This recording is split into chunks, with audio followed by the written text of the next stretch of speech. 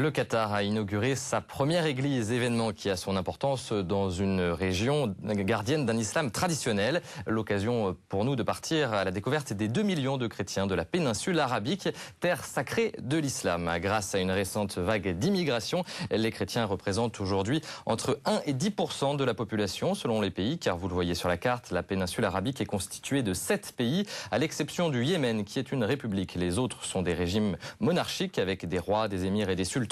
Le Bahreïn, le Koweït, le Qatar, l'Oman, l'Arabie Saoudite, le géant de la région, et puis les Émirats Arabes Unis dont on parle beaucoup, notamment avec la ville de Dubaï, une région très riche grâce au pétrole, région où l'on pratique un islam très strict également, et pourtant la péninsule s'ouvre peu à peu à la liberté religieuse. Les chrétiens seraient-ils en train de repeupler l'Arabie?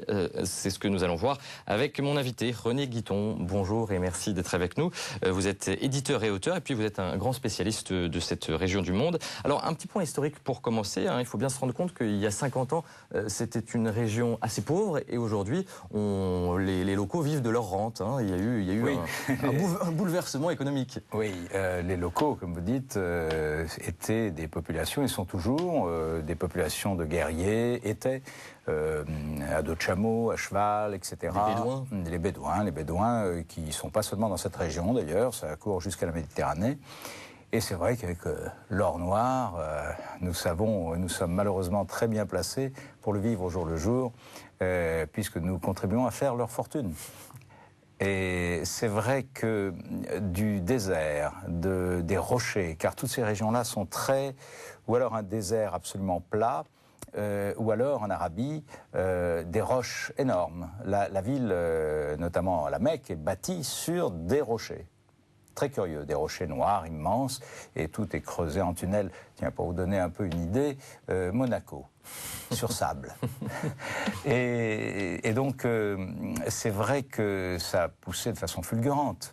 Et que, vous le savez, on y bâtit le Louvre, dans cette région.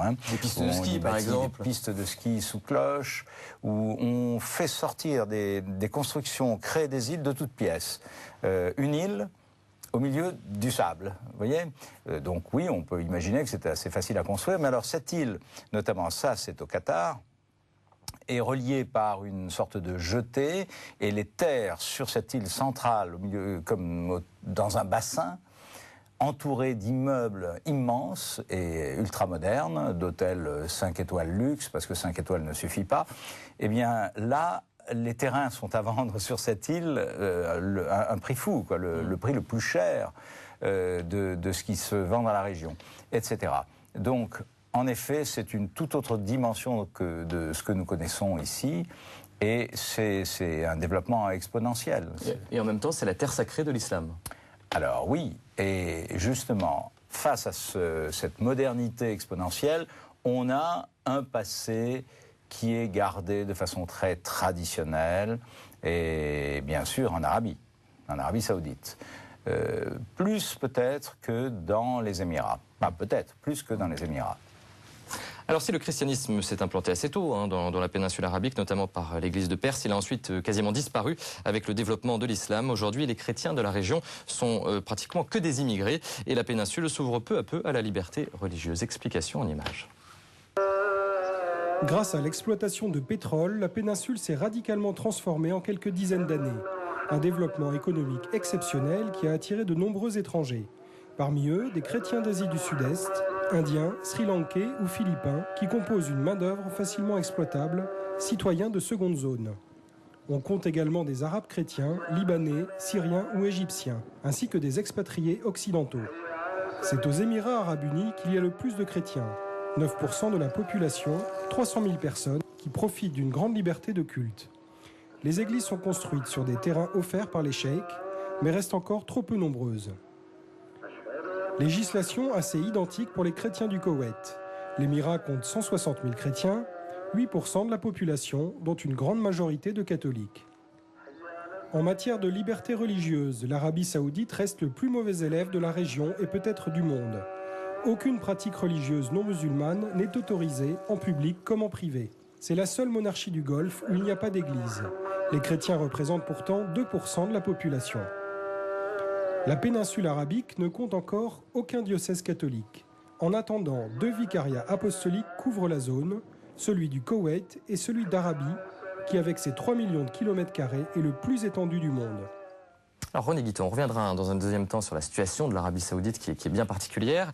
En tout cas, on peut constater que les chrétiens reviennent dans la péninsule arabique. Historiquement, ça a du sens pour vous? Ils reviennent, c'est beaucoup dire. Le paradoxe, c'est que c'est l'immigration qui est en train de créer ce retour du christianisme dans la région. Et on voit trop souvent que les effets pervers des immigrations, en voilà un qui, positif. À notre point de vue, est positif, bien sûr, à notre point de vue. Mais c'est vrai que historiquement, ces régions ont été fermées à toute présence chrétienne. Et je ne vois pas que même, quand je parle historiquement, je parle d'un siècle, on ait réussi à pénétrer ces régions. Je pense à Richard Burton, qui était un historien anglais, qui au 19e est entré au Hijaz. Hijaz, c'est la région sacrée d'Arabie Saoudite. Mais autrement, les chrétiens n'avaient pas tellement de raison non plus d'y aller. Lorsque les chrétiens d'Europe, je parle des chrétiens d'Europe, allaient au Moyen-Orient, ils allaient à Jérusalem. C'était la première destination. Ces régions lointaines, qui étaient en plus du sable et très perdues, sans développement à l'époque, n'ont finalement intéressé pas grand monde. Parce que 10% de chrétiens aux Émirats Arabes Unis, c'est quand même pas mal. Oui, alors je voudrais ajouter, par rapport à ce qui a été dit dans le reportage, une petite pensée pour nos représentants, nos diplomates, les professeurs qui enseignent dans ces pays, dans les lycées français, même si ils vivent des contraintes terribles, parce que c'est relatif. Absolument. Non, mais en les citant, je leur rends hommage. Parmi ces 2 millions de chrétiens, il y a des chrétiens français, il n'y a pas que des Pakistanais. Ils sont rares, c'est vrai. Nous avons nos ambassadeurs, et un qui a eu un rôle éminemment important, notre ambassadeur Besancenot à Abu Dhabi, qui a contribué à faire bâtir cette église, qui est tout de même une première, une grande première. Abu Dhabi, capitale des Émirats Arabes Unis. Oui. Abu Dhabi, nous avons un évêque. Alors justement, sur ces 2 zones qui ont été citées, il y a le vicariat qui est à la tête duquel est Monseigneur Paul Inder, qui est suisse, et lui, avec bien sûr notre ambassadeur, ont œuvré de façon extraordinaire pour la construction de cette église. Voilà. Alors bien sûr, c'est une église où il n'y a pas de signe apparent extérieur de christianisme, pas de croix, mais c'est une grande première, c'est historique, ça prouve une volonté d'ouverture de la part de tous ces pays, et nous allons pouvoir en parler pays par pays, enfin, en tous les cas, d'un côté les Émirats, et de l'autre l'Arabie Saoudite, sachant que le Koweït, lui, s'inscrit dans une politique différente. D'ailleurs, les 2 vicariats sépare les territoires, et finalement le Koweït est à part. Le Koweït qui interdit toutefois tout prosélytisme envers des musulmans. Ah oui. Ça veut dire quoi en fait? Ah non, mais il n'y a pas que le Koweït, de partout. En Iran, c'est puni de la peine de mort. Un prosélytisme. Aux Émirats Arabes Unis, c'est pareil ou... Oui, alors je ne sais pas si c'est puni de la peine de mort, mais en tous les cas, c'est interdit. Pareil, de toute façon, en Arabie Saoudite, où là, la question ne se pose pas, étant donné qu'il n'y a pas de non, il n'y a pas de non-musulmans.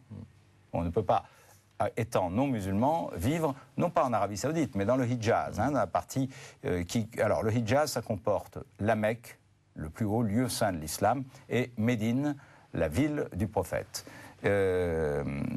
distante à peu près de 400 km. Donc dans cette région, on ne peut pas pénétrer dès lors qu'on n'est pas musulman.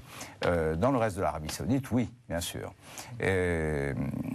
C'est bien entendu, vu d'ici, tout ça a l'air obscur, totalement rétrograde, totalement fermé. Et pourtant, j'ai vécu en Arabie Saoudite des moments d'ouverture, et de la même manière dans les Émirats et au Qatar en particulier.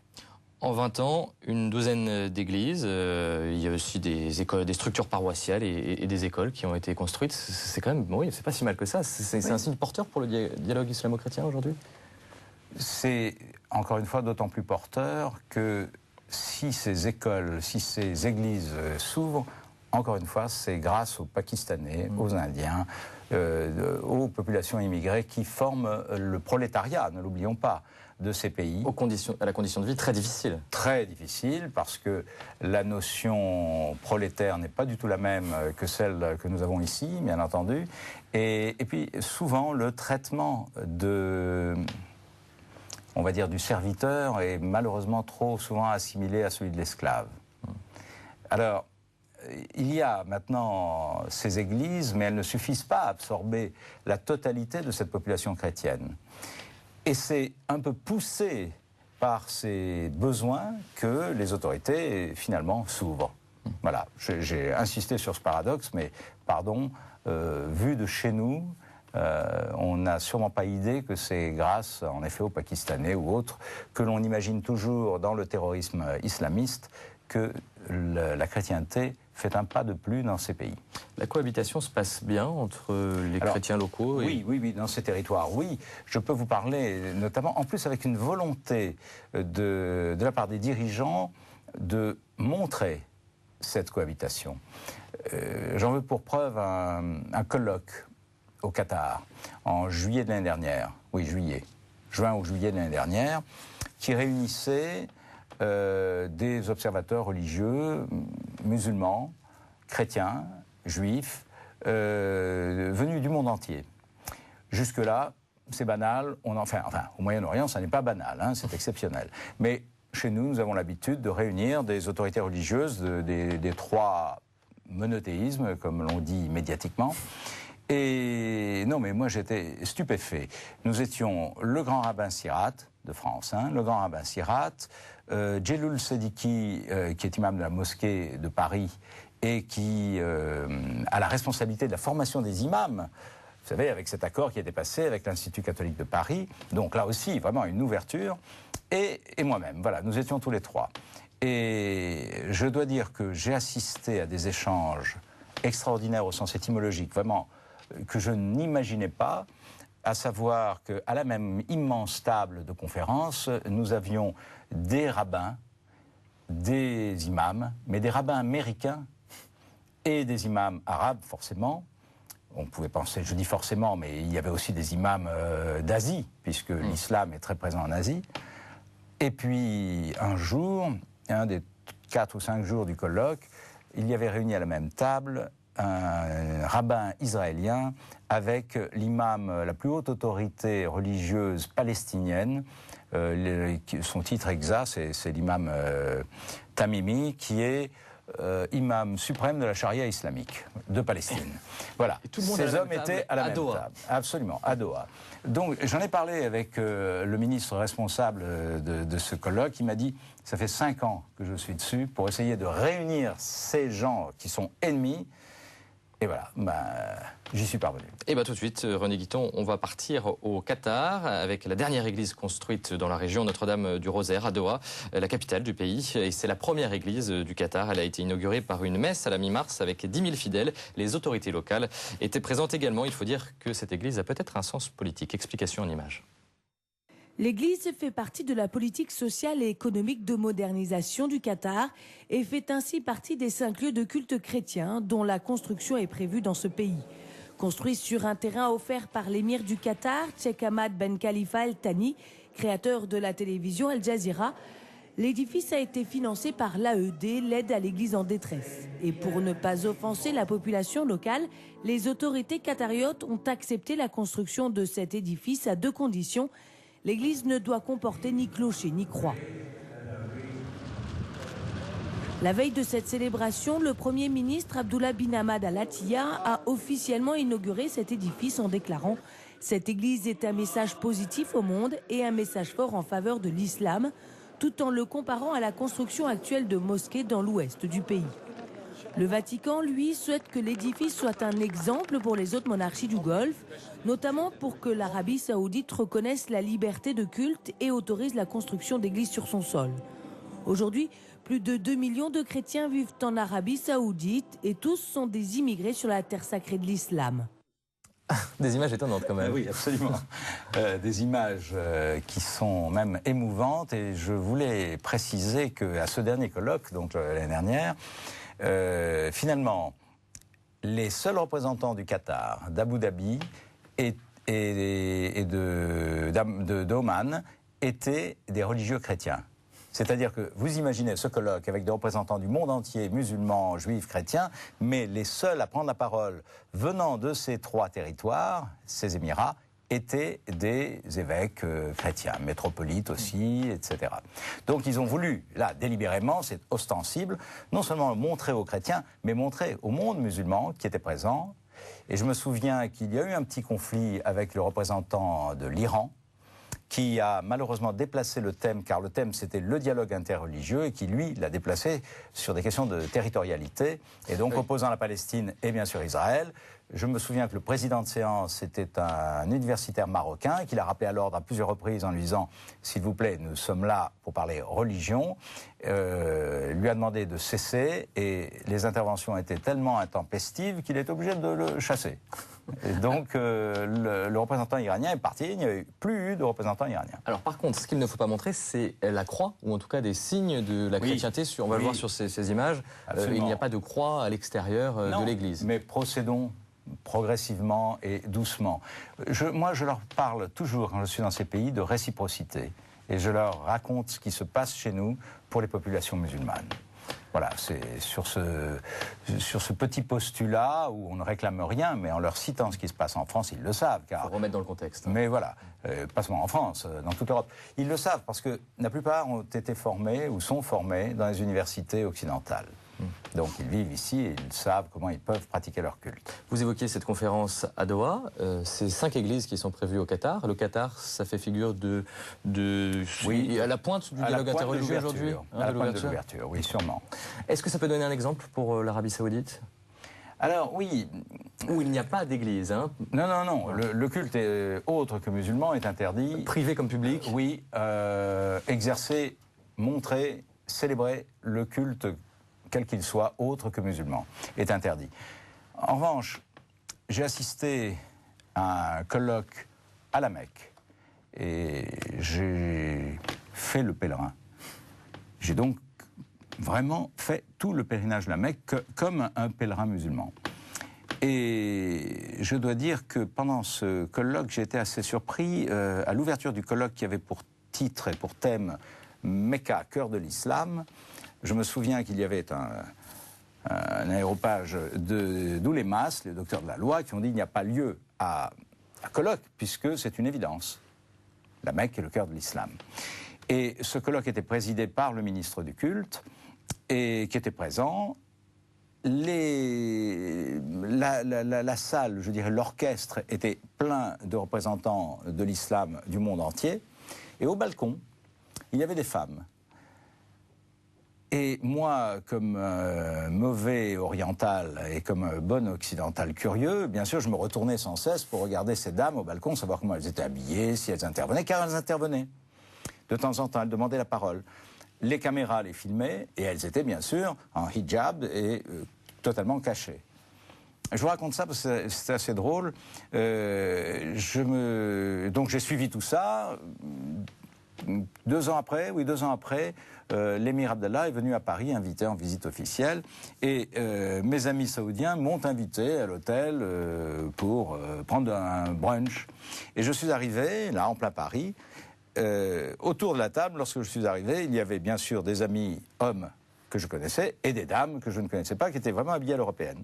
Et elle me dit « Ah, bonjour, monsieur Guiton. Ah, vous retourniez sans cesse, vous savez que c'est pas bien. » Je dis « Mais comment ça ?» Elle m'a dit « Ben oui, nous étions là, nous étions derrière, on s'est dit « Celui-là, il ne connaît pas les mœurs de la région. » Et en fait, elles étaient toutes des professeurs parlant français comme vous et moi, des universitaires saoudiennes, qui enseignaient, bien sûr, et dans leur pays, forcément, respecter les traditions locales. Parce que c'est à la fois peu et beaucoup, 2% de chrétiens en Arabie Saoudite. Comment ils font pour... D'abord, qui sont ces chrétiens ? Alors, je dois vous dire qu'en Arabie Saoudite, finalement, il y a peu de Saoudiens. Et alors, pendant le pèlerinage de la Mecque, il y en a encore moins. C'est comme sur la Côte d'Azur, au mois d'août, tout le monde s'en va.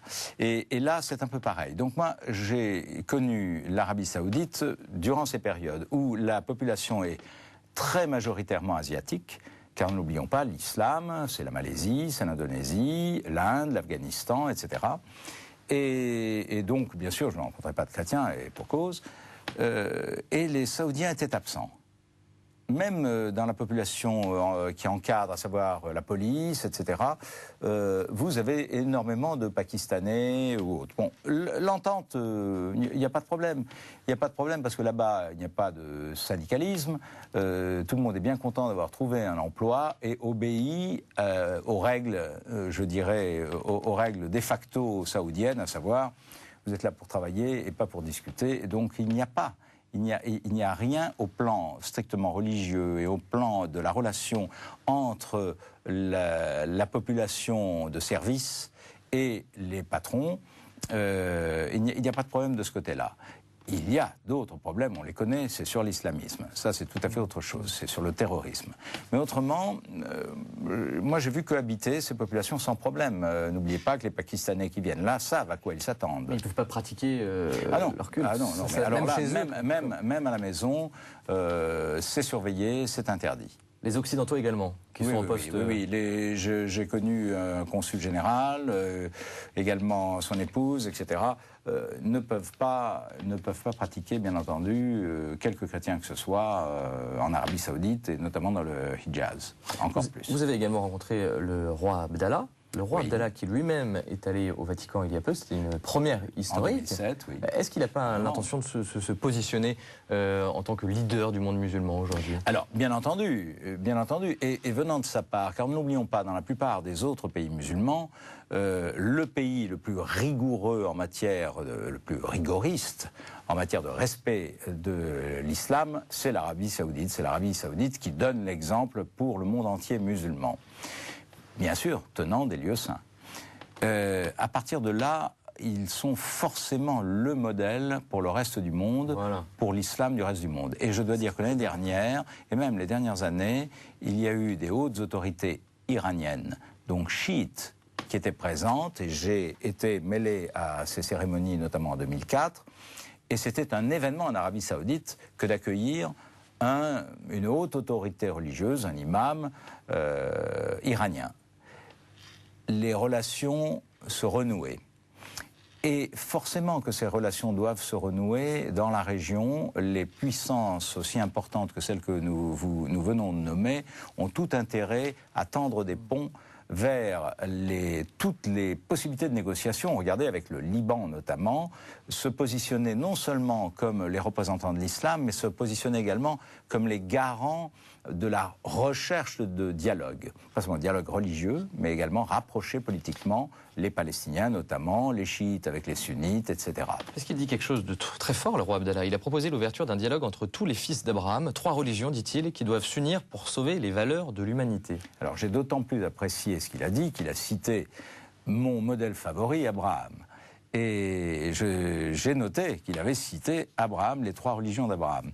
Je dois dire que j'ai étudié, travaillé, pèleriné, je ne sais pas si on peut utiliser le terme, mais en tous les cas, reconstituer la pérégrination d'Abraham, la pérégrination spirituelle et physique que j'ai faite depuis le sud de l'Irak jusqu'à l'Arabie Saoudite, en passant à travers les livres, à travers, bien sûr, tous les établissements qui pouvaient m'enseigner la théologie ou la philosophie dans ces régions, avec le point de vue de chacun, et, bien entendu, à travers les terres et à travers les hommes.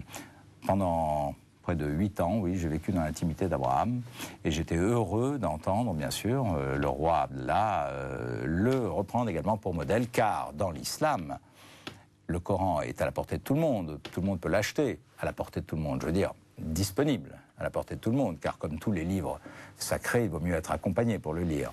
Et vous avez 25 occurrences sur Abraham, qui s'appelle Ibrahim en arabe. Mais la Mecque, le pèlerinage que vous pouvez voir à la télévision, n'existerait pas en tant que tel s'il n'y avait pas eu Abraham dans l'islam. Il nous reste 20 petites secondes. Ça veut dire que bientôt on pourra avoir des églises en Arabie Saoudite? Je vous retournerai la question. Je le souhaite, c'est un souhait. Très bien, merci en tout cas René Guiton pour ces explications. Vous évoquiez Abraham, votre dernier roman, Abraham, le messager d'Haran. Voilà, merci pour votre fidélité. On se retrouve la semaine prochaine pour un nouveau voyage à travers les églises du monde.